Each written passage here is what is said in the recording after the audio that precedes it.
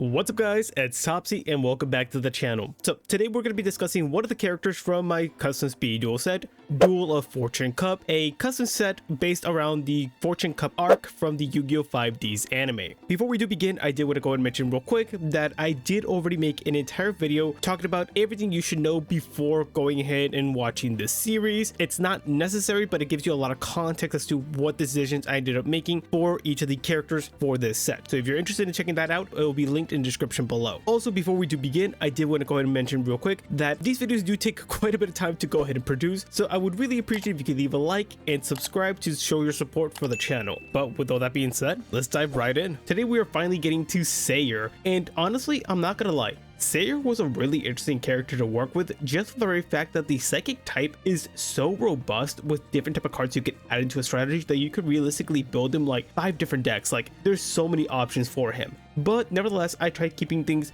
fairly simple and to a relatively low power level for speed duels. That being said, let's dive right in. Alright then guys, so the very first skill we're going to be talking about for Sayer is called Overwhelming Psychic Energy, and it reads, you can't special summon any monsters except psychic monsters. Once per turn during your main phase, you can activate this skill if your life points are lower than your opponent's. You can pay 500 life points and special summon one level 3 or lower psychic monster from your hand or deck, but its effects are negated. This skill can only be used twice per duel. So as you can see, with this skill, I tried still giving Sayer his iconic emergency teleport from the anime. Emergency Teleport is one of the best cards that came out of early Yu-Gi-Oh and was splashed like hell in every single deck with Krebons. And for that very reason, I didn't want to go ahead and replicate that for speed duels, so instead I ended up giving this skill to Sayer in order to still give him access to the emergency teleport for his deck specifically, and not giving it every other deck in the format. But give me your thoughts on this one. As for Sayer's second skill, we have Reckless Research, and it reads, once per turn, you can target one psychic monster you control and place one psychic counter on it. You can only control one monster with psychic counters. When that monster activates an effect that has you pay life points, place one psychic counter on it instead.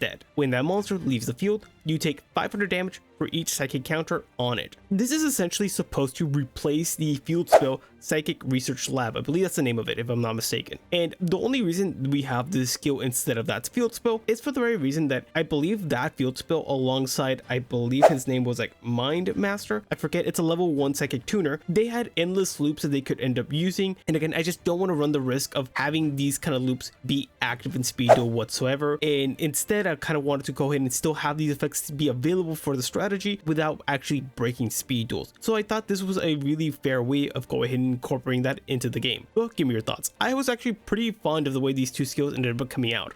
Okay, on to the tuners now. First one up we have is Krebons, and of course you probably knew this card was going to be coming. This card is iconic as one of the members in his deck, and additionally it's one of the most used tuners during Edison era, one of my all-time favorite eras. This card is incredible, and especially when paired up with something like E-Tele. But as you know, E-Tele isn't in the deck, as I alluded to from the beginning of the video. Next up we have Psychic Commander, another tuner monster that he used in his deck, and it's a pretty decent tuner as tuners go, as the ability to go ahead and modulate attack during the battle phase, and for the most part it's nothing too crazy and impressive, but it gets the job done, so I like it quite a bit for that. Last tuner for the deck we have Mental Seeker. I kind of wanted to just find a decent tuner that just didn't do too much and what had a pretty good level for the deck, so I ended up settling with this one. There's plenty of other options that I had available for me as well, but some of them just felt a bit too much, and I figured that this card fit a perfect balance, just a overall decent level 3 tuner. Moving away from the tuners, we have the non-tuners. First one up is Doctor Cranium. And this card is pretty great just for the very fact that all it is just a simple recruiter. Whenever it's destroyed by battle, it allows you to search out for any psychic monster from your deck to your hand by paying 800 life points. And I think that's all it really has to do, and it fits the strategy really well. After that, we have one of the cards he actually used in the anime with Mind Protector.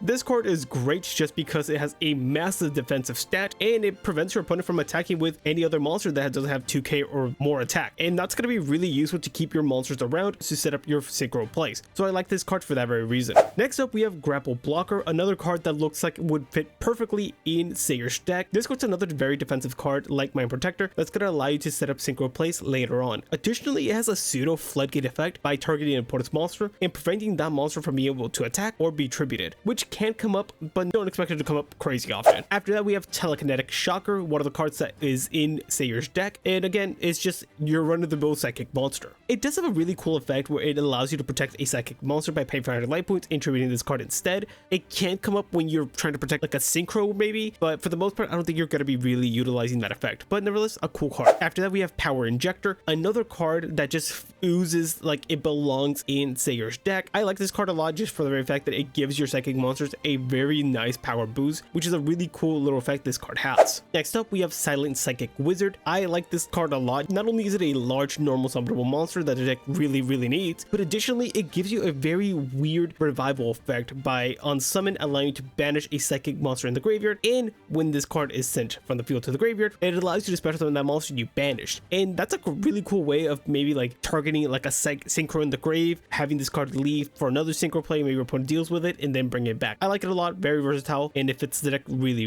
well. The last level 4 for the strategy is Psychic Snail, another monster that he actually used in the anime as well, and it has a really interesting effect where it allows you to pay 800 life points and allows you to go ahead and attack again with another psychic monster on the field, giving it a double battle, which is really cool and can give you weird scenarios where you can go for game. Also, it looks incredible. The deck also has 2 level 6 monsters. First one up is Armored Axon Kicker. That does give you the ability to go ahead and normal summon him without tributing if you control a psychic monster already, which is really useful, which makes summoning out your bigger synchro monsters a lot easier. But the interesting thing about this card is that when it destroys an opponent's monster, you take damage equal to half the attack of the monster you destroyed, but in return you get to special summon a monster from your graveyard with less attack than the damage you took. It's a really interesting revival effect. I like it a lot. It's not going to come crazy often, I don't believe, but nevertheless it's a cool little ability that it does have. And last monster for the main deck we have Stormcaller. In the wiki it says this is one of the cards he ended up using in the anime, and this card has a really powerful effect. Essentially, whenever it destroys an opponent's monster, instead of sending it to the graveyard, you put it back to the top of your opponent's deck. It's a way of soft locking your opponent from being able to do anything during a duel. The only downside is that when this card on the field is destroyed, by card effect specifically that is, you take damage equal to its original attack on field, and that's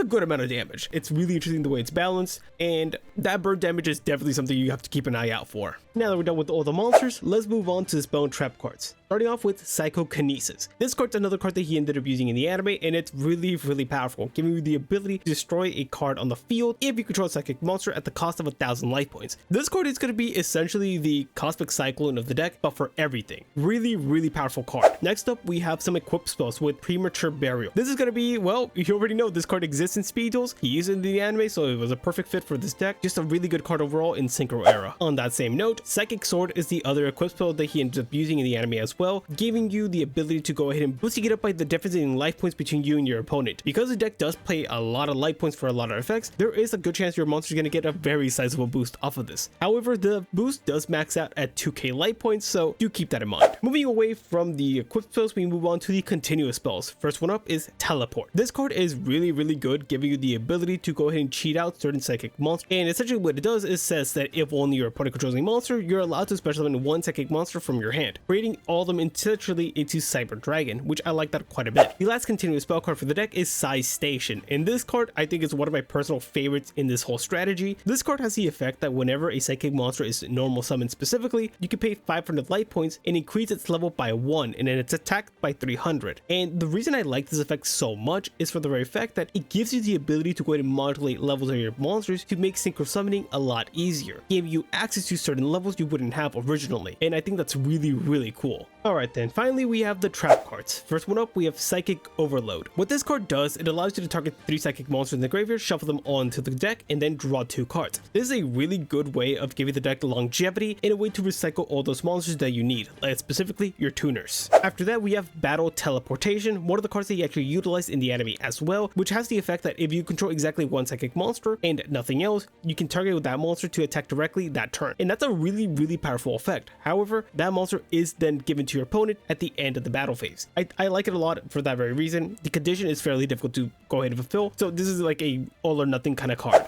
And finally, the last trap card for the deck is Telepathic Power, another card that he actually used in the anime as well. And this is the psychic version of Sakuretsu Armor. What this card does is that when a psychic monster you control is destroyed by battle, you're able to target the monster that destroyed that monster, destroy it, then gain life points equal to the monster's attack on field. And I like the fact that it doesn't say original attack, because if that monster was boosted by any reason, you get to gain that many life points. And this card is very much needed because you are playing crazy amount of life points, so this card helps quite a bit for that. And finally, we have the extra deck. With first one up is Magical Android. This card is great because not only is it a card that he used it in the anime, but it also gives you 600 life points for each psychic monster you control, which is going to be a blessing when you're able to make it, just because you're going to be aching for life points. After that, we have a level 7 with Psychic Lifetrancer. This is another really good psychic monster for your deck because it gives you the ability to banish a psychic monster to gain 1200 life points, which can be very, very useful in a pinch.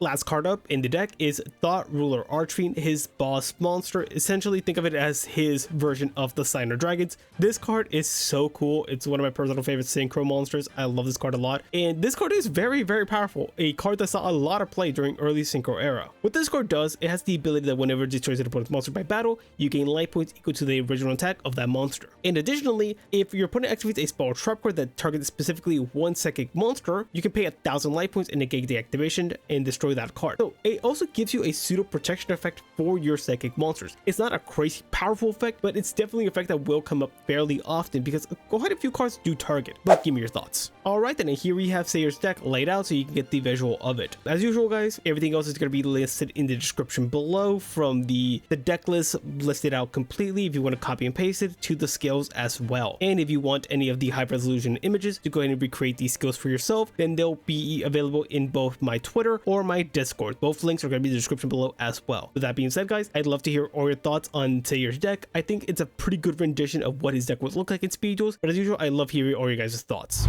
So with all that being said guys, thanks so much for sticking around to the end. I do ask that if you did end up enjoying today's video and would like to support the channel, to please leave a like and subscribe. It goes a long way in helping the channel grow and giving us traction to get more people's eyes on this channel. But if you'd like to take your support a step further, then you can always become a channel member. For only 99 cents, you get a badge next to your name, custom Topsy emojis, and a shout out at the end of the videos. On that note, huge shout out to our current channel members, those being Pushx to Start, Zedric, and finally Sekigano. Huge shout out to all of you guys, and thank you for the continued support on the channel. I can't express just how much I appreciate it from you all. Thank you so much for sticking all the way to the end, and I'll catch you in the next video. See you guys.